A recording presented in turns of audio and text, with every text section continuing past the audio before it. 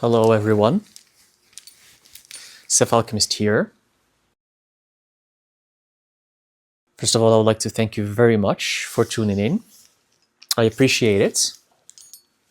In my previous video, I talked about sexual misconduct and how it can hinder your spiritual growth. And to be quite honest with you, I was surprised with your comments, your reactions. Many of you seem to understand when it comes to sexuality and adultery and sexual misconduct. And that made me really happy that many of you are aware of that.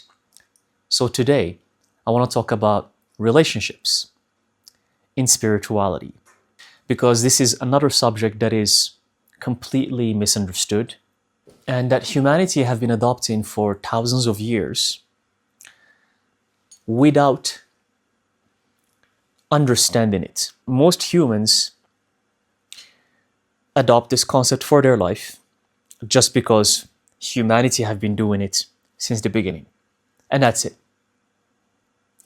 But I'm here to bring to you a different approach about relationships and how you can utilize them for your spiritual growth. And what's the meaning of relationships to begin with? So when we talk about spirituality and connecting to the spirit realm, we all know that there is something called the divine masculine and the divine feminine. Yin, yang. The beautiful sun, the daylight, and then the darkness, the nighttime. There's always two opposites. And they're both good, they're both beautiful, not like how many dogmas have conditioned you to believe that always one is bad and the other is good. There's no good or bad. Saying one is good and the other is bad is like saying the divine masculine or feminine is good and then the other one is bad. No, they're both essential, they're both necessary. That's why I'm a big advocate for embracing darkness, because darkness is as beautiful as light. When you go to the East, they understand this very well. They know that there is no good or bad. Why? Why do they understand it? Because of their religions, because Hinduism, Buddhism, they understand that there isn't good or bad. There's only two sides, two extremes. Even the Hermetic principles, which is Hermeticism in essence, states the principle of polarity, two extremes, two sides of the same thing. Hot and cold, they're the same thing. But when they vibrate at different degrees, they become different. Love and hate, the emotion of love and hate are the same. They're just vibrating at different degrees. So, divine masculine is as beautiful as the divine feminine. And you need to have them balanced together in harmony within yourself, because each one of us have the divine masculine and the divine feminine. But then the manifestation of the physical body is as a male or a female. Males embody more of the divine masculine, females embody more of the divine feminine. There are exceptions of males embodying more divine feminine and of females embodying more divine masculine. I'm not denying the exceptions, but generally speaking, males are more masculine, females are more feminine, generally speaking. But why this separation? Why? Why were we created like this? We were not created like this. We fell from divinity. Because at the higher heavens, there is no masculine or feminine. Gender and sexuality doesn't exist. It's just one thing. But a lot of beings and gods, some of you call them gods, have fell from that divinity. And when you fall from the divinity, you have to split into either male or female. And when you split into that, when you come to earth, that manifests into either a man or a woman. So now you're more fragmented. Before you were one, and now you're fragmented. Hence the concept of twin flame and soulmate. That's why a twin flame or a soulmate, but it's more so the twin flame concept, when two souls meet that are originally the same, a man and a woman, divine masculine, divine feminine, but originally they were one thing. They were one being, but they kept being fragmented, and over many reincarnations, they got lost. They have been separated for many reincarnations, and right now, you find people craving to reunite with that other half of them. But when you meet your twin flame, you're like identical. You're like the same thing, because you were the same thing originally. But don't be too happy about that, because imagine having to deal with another version of you. Maybe some people find it beautiful, but some people find it like hell, because why would you want to be with you? And that's why most twin flames, they don't work out their relationships. They don't. Because it's very difficult to deal with yourself in another form, in another body. So here I just gave a little background about why we exist as male and female, why we're separated like this, why there's two genders in this physical reality. So now that you understand that, here's the $1,000,000 question. Are we supposed to be together and live with the one person for us?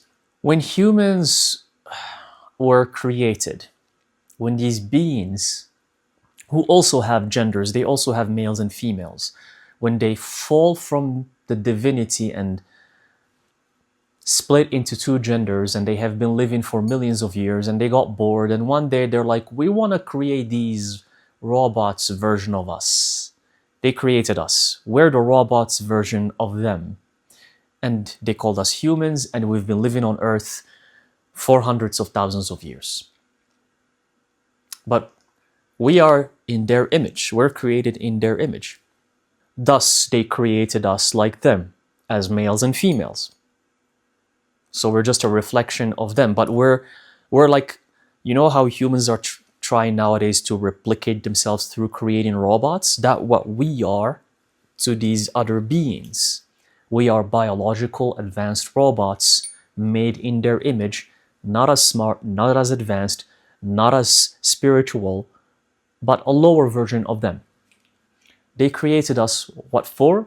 For fun, I'm going to ask you the same. Why are we creating robots right now? Why are humans trying to create robots? If you find the answer for that, that's the same answer why they created us. For slavery, for doing things for them, working for them. What was Adam and Eve doing in the garden? They were tending to the gods. Tending. Go research what that is. Them being cast away from the heaven or from the garden, it's like you having a robot that you don't like anymore, and then you throw them in the junkyard. It's the same. You tell them, get out of my house. I don't want you anymore. It's the same concept. Now that you have a background about why the humans are born as men and women, why this concept of marriage, of being married to someone and having to have a family with them and having to have kids with them? Why is that? This is all a reflection of the gods again. Because when the first humans were cast to earth, that's what they were taught from their gods. Some of you call them angels, some of you call them prophets. And this, I don't need to go into those details because you know that. Some of these beings were sent to humans to teach them how to live. And one way is that you need to live in couples and make babies. This is all a reflection of how the gods were living, because the gods are living like that too. The lower gods, they reproduce. The higher gods, they don't have to reproduce. But let me just add the detail here that this is the doing of the lower gods, not the higher gods. That's why there are clashes between the gods themselves. The lower gods are the ones who committed atrocities and decided to give birth to humans. It's not the higher gods. So everything we're doing is mimicking the life of these lower gods that created us. And that many, many still worship nowadays.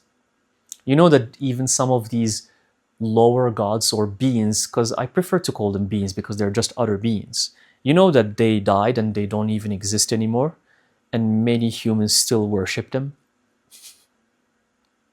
You know, because they also die. They live longer, they live for thousands of years. Some of them live for hundreds of thousands of years, but they die. There's the Sumerian king list that describes kings that have lived for tens of thousands of years, just in ancient Sumeria. They were Anunnaki. So each king have lived for tens of thousands of years, and then they died. They died. They're not immortal, they're not eternal. Thus, this concept of a relationship, marriage, being together, having a family, it's all some nonsense that some being told your ancestors to do, and you're still doing it now.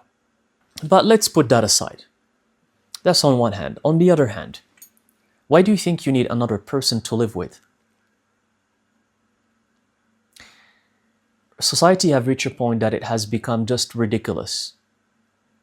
That people are projecting their dreams, their life goals, and their expectations on their partners. And they call that love. Couples telling to each other, it could be from each side, I want you to make me happy. Why aren't you making me happy? Why aren't you doing what I want? Just think about it. Just think about how nonsensical this is. You're expecting someone else to make you happy. You're expecting someone else to fulfill your dreams. And a lot of couples fall for this trap, and you find that one side, they're actually kind and they believe in this and they try to do their best to please the other person, to make them happy, because the other person is always like, why aren't you making me happy? Why aren't you making me happy? So that man or woman do their best to make the other person happy, and that person, of course, they're never happy because happiness comes from within. And let's call it contentment, not happiness. Just that state of peace. So everyone is walking around having a void inside. You know why people have a void inside? Because they don't want to embrace it. They don't want to go in it. If you have a void, you have to go in it and stay there and meditate there. And that's how you understand that everything is a void. That void is just within you, is just part of the bigger void that makes up everything, which is darkness. So these people who have these voids, they don't understand them, and they try to fill those voids that you can never fill because existence is a void. But you were told that a void needs to be filled. So you find people chasing other people thinking that they can fill their voids. It's the biggest madness I have ever witnessed in any reincarnation. And some people fall for that and they do their best, and the other person is never happy, and they keep blaming them and projecting their negativity on the other person. You're not doing this for me. You're not making me happy. I told you to do this for me. You never do it for me. And we wonder why everyone is divorcing and why everyone is cheating around the world. People wonder why. And a lot of the times people, especially who are aware of the concept of twin flame and soulmate, it gets even worse. With soulmates, people understand that a soulmate can be just any person you have met in your past life. It could be your family member, your best friend. It's not someone that you can romantically be involved with. For example, your best friend can be your soulmate. Your mother can be your soulmate. But when it comes to a twin flame, it gets worse. A lot of people think that they have met their twin flames, even though they're not, because it's rare when one can meet their twin flames, by the way. There's 8 billion people on the planet. It's rare. I'm not saying it doesn't exist, but it's very rare. But you know, because of the delusion of humanity, many people think that they have met their twin flames. Many people believe that they're gifted and they're actually not. Many people think that they're very intelligent, but they're actually not. So similarly, many people think that they have met their twin flames, but they're not. And most of the time, you find some delusional person who becomes infatuated with another person, and they start projecting their fantasies on a person they don't know. And they even start calling them, that's my twin flame. They don't know this person. And they build this fantasy in their head about this person. And they start dreaming about them. And then 1 month later, they start calling them twin flames. That is a lot for the other person. So because if you tell the other person that you're in love with them, even though it's just an infatuation, and you start telling them that they're your twin flame and this and that, what do you want the other person to do with that? Put yourself in their shoes. Imagine if someone comes and throw that up on you, and they tell you, oh my God, you're my soulmate, you're my twin flame, and I think you're the one for me, and we've had past lives together and this and that. So becoming infatuated with someone without knowing them is the biggest mistake that leads you to delusion. And here's the dangerous part. Some people fall for that because it's fantastical. Fantastical things don't exist much nowadays. So when a random person hears that, they start believing maybe this is true. This person is telling me that I'm their twin flame and that we are divine beings and that we're supposed to be together. Maybe that woman or that man will fall for that, and they will fall for your story, for your infatuation, and they will end up with you. And the moment you start getting to know each other and maybe start living together, it is World War III. It's catastrophical. And you can't stand each other because now you actually know each other very well. And you figure out that you're completely two different species. You have nothing in common, nothing at all. It ends up in cheating, in breakups, and more worse than this, it ends up in you hating each other. Why? Because you were infatuated with an idea, and you built up a whole world about it in your mind. And you made the other person fall for it. Look how much karma you have built for yourself. Look how much karma. So here's my question to you. All of that energy you spent to build this negative situation, why didn't you spend it on yourself? Why didn't you take that infatuation, because it requires energy to build that world and think about things all the time? Why didn't you take that energy and focus on yourself, focus on your own growth? Focus on finding out who you truly are. Because your real twin flame, or the person that's actually best for you, maybe it's not a twin flame, but the one person for you, will only show up when you are ready. When you're not ready, they're not going to show up. If you still find yourself saying, well, they're not making me happy, well, they don't satisfy me, well, they're not being in the way I want them to be. If you find yourself saying that as you're watching this video, you haven't met your twin flame and you have not worked on yourself yet. The right person for you, either twin flame or not, or soulmate, just the right person for you will show up when you are ready. When you reach a point that you don't need someone to make you happy, where you don't expect anything from someone. When you are complete all by yourself. When you don't need anyone or anything, that's when the right person shows up for you. And when you're not chasing, when you're not looking for someone. If you find yourself looking for someone, you're not going to meet the one at all. If some of you right now are looking for a partner, I'm telling you right now, this is a little reading for you. That's not the one for you. You're going to find someone, you're going to end up with someone, but it's not the one for you. Because the right person for you only shows up when you are not looking. When you are not looking, that's when they show up. That's how it works. Meeting the one for you doesn't mean that you need to live together. Who came up with this? Again, because our ancestors did it, we have to do it. And because our ancestors were told by some lower gods that that's what they need to do, we have to do it? Who said that we need to live together? Why? When you're fully ready, both of you will know, by the way, that person, the one for you, you will vibrate on the same frequency and you will connect on beautiful things. You will talk about amazing subjects. And you will not have a sexual attraction at first. What? But how is that? I just said in the previous video, it's not about sexuality. Who said it's about sex? The closest relationship that will end up in destruction is the relationship that starts with sex. I hope that made sense to you.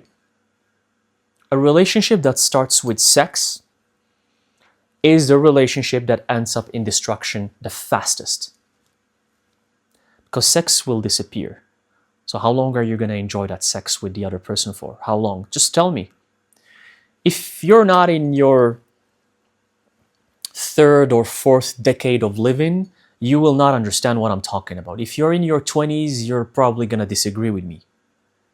But if you're with a person for a long time, how long is the sex going to be there? 2 years? 3 years? Okay, let me be very generous. Let's give it 5 years. And then sex is going to go away. The sex will disappear. I'm talking about sexual attraction, because some of you might not understand what I'm saying. That sexual attraction with the person that you think you love is gonna disappear. And then, what? So what, break up? That's how it's supposed to be? So you just are with someone for sex? Is that how it is? And that's why I keep saying, you will only meet the right person when you are ready. When you're not even looking for sex. That's what I'm trying to say. You're not looking for someone to make you happy. You're not looking for someone to satisfy you emotionally. You're not looking for someone to complete you. You're not looking for someone to satisfy you sexually. That's when the right person will show up. When that right person will show up to you, the first attraction is going to be through the mind. It's going to be mind attraction, not sexual attraction. And you're going to talk about not stupid details. You're going to talk about beautiful, deep subjects. And you will fascinate each other. And you will form this bubble, this dimension around you that only the two of you exist. To the point that what's around you blurs, it becomes blurry. When you go outside and you talk and you're in each other's dimension, what's around you is blurred.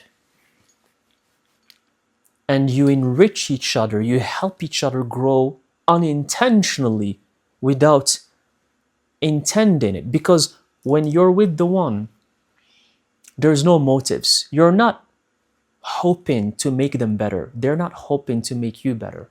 You make each other better organically, naturally. You make each other happier organically. You don't say, I'm gonna make her happy. I'm gonna make him happy. No, you don't even think about that. They don't expect anything from you and you don't expect anything from them. And all of this is happening while you probably don't live with each other because you understand that each one need their sacred space. Each one need to focus on themselves. So what is this madness about living with each other? Because society will validate me. Society will validate that I have a partner. Who cares? Or because my family will respect me, my friends will respect me. So you live for your family, you live for your friends, you live for your environment, you don't live for yourself. So you're always just satisfying and pleasing other people around you. Think about it. That's awareness. You know, the awareness I'm trying to share in this channel is this stuff. It's more of this than than magical rituals. That stuff is a bonus. Magic and things that are supernatural and paranormal, that's a bonus. First of all, you need to become aware of these things that I'm sharing with you. And unfortunately, that's why most relationships around the world end up in havoc, because they're based on either sex or stupidity or delusion, thinking that you have met the one for you, or expectations, because you're always expecting the other person to make you happy, which brings me to the concept of living with each other. Why the need of living with each other? Why is that? And this is more for those of you who are willing to understand this. I'm not talking to normal people. This channel, as a little reminder, is not for normal people at all. So because anything I say on this channel for normal people will sound like crazy. So this is just for those of you who are willing to become aware of these things. But how do you know if you're ready to meet the right person? This is how it goes. First of all, you're going to be by yourself. You're going to be single. You're not going to be engaged in any other relationship, because you can't play games and you can't cheat. I talked about that in my previous video. And you're going to be spending all of the time working on yourself, on your inner being, to find out who you are, to embrace who you are, embrace your darkness. Number 3, you're not looking for anyone. You're not looking for a partner. You're not looking for a sexual relationship. You're not looking for someone else to make you happy or to complete you. You're not looking for anybody. And you're living your life in peace. You're working on yourself. And your goal is to go through the alchemical transmutation and being aligned at all times. And that's when randomly, out of nowhere, when you expect it least, the right person will show up to you. It could be anywhere, in a coffee shop, in a restaurant, when you're having a walk in the park, could be anywhere. And the universe will make sure that you are gonna both meet. And it's gonna be effortless. And you don't have to try hard, and they don't have to try hard to get you, because they're gonna be at your level. Everything I mentioned applies to them. It's the same. They're not looking for anyone. They're not chasing to find a partner or a person to make them happy. So you're going to be on the same frequency. Everything is going to be effortless. And when you start talking, both of you are going to talk like friends, like you're not looking for someone to be with. You're not looking to have sex with them. And you're going to bond over deep, beautiful subjects, which elevates each of you. You're going to learn from each other. And that's how the relationship forms organically. And it's probably not going to end up in you living with each other, because the masters, they know that being with one all the time is the closest way to hate them the most. If you're with someone all the time, that's how you're going to end up not liking them. You have to take your space. You have to have your private space. I mean, why can't people live separately? You're with the other person, you love them, you respect them.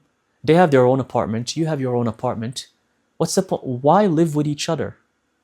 Just think about it logically speaking. What's the point of living with each other? It just creates problems, drama, arguments, fights all the time.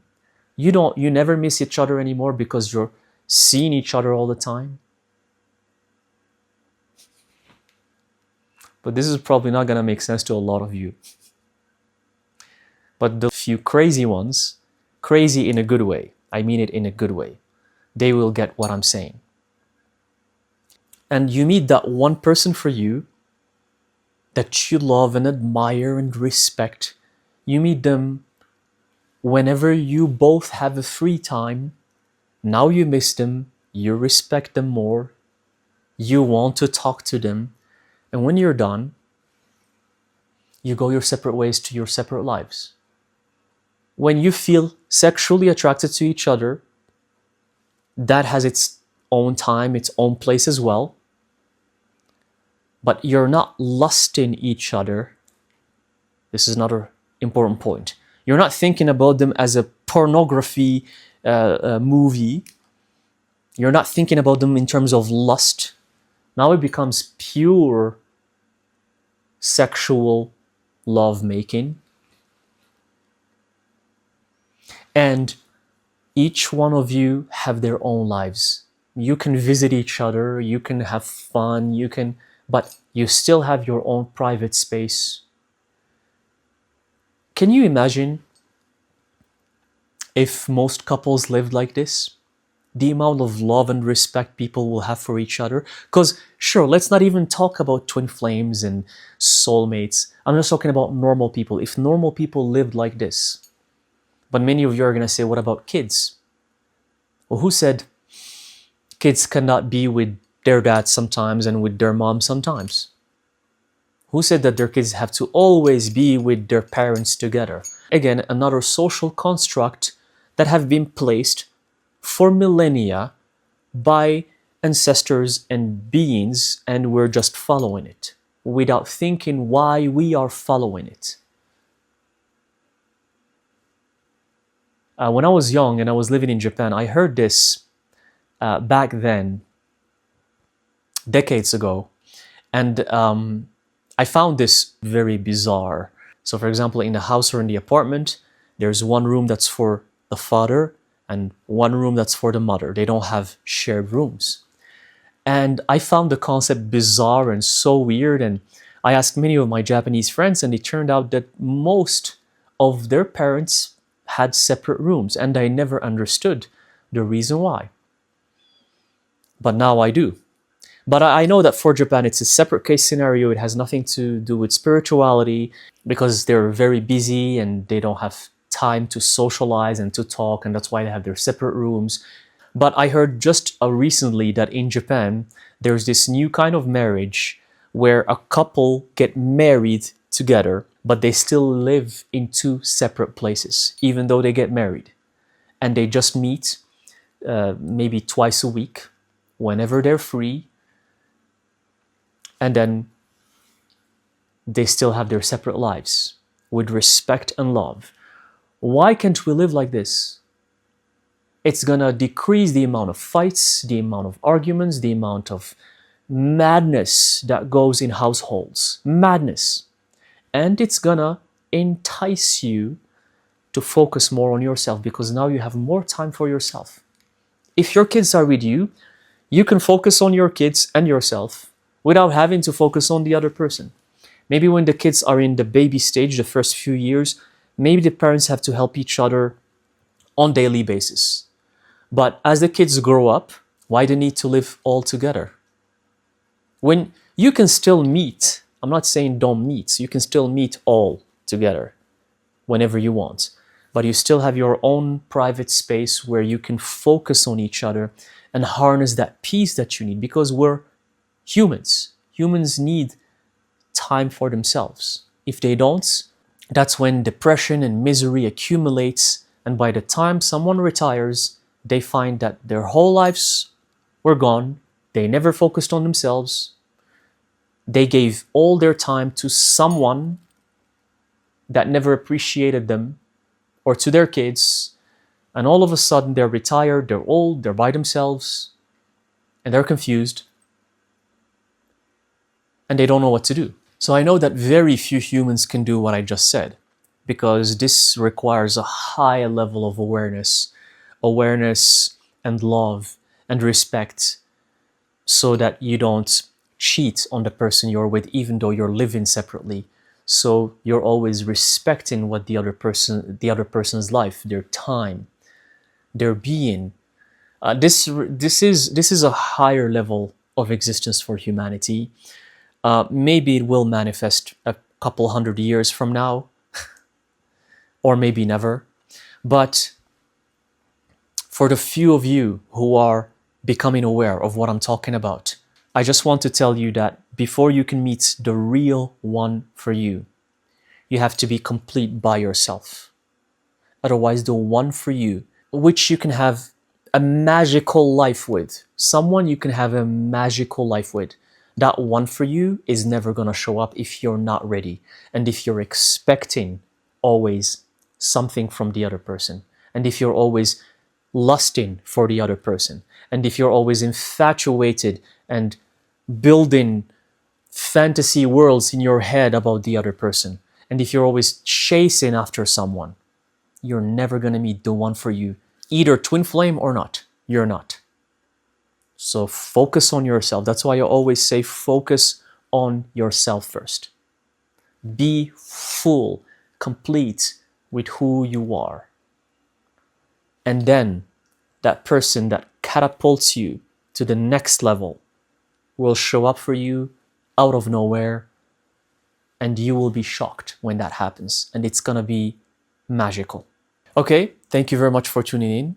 I hope this helps, because this relationship dilemma is a huge problem that humanity have been struggling with forever, and they're still struggling with it, and it seems like no one can find a solution to this. And the reason why is because no one is focusing on themselves. Everyone wants to project and expect whatever they're lacking on the other person.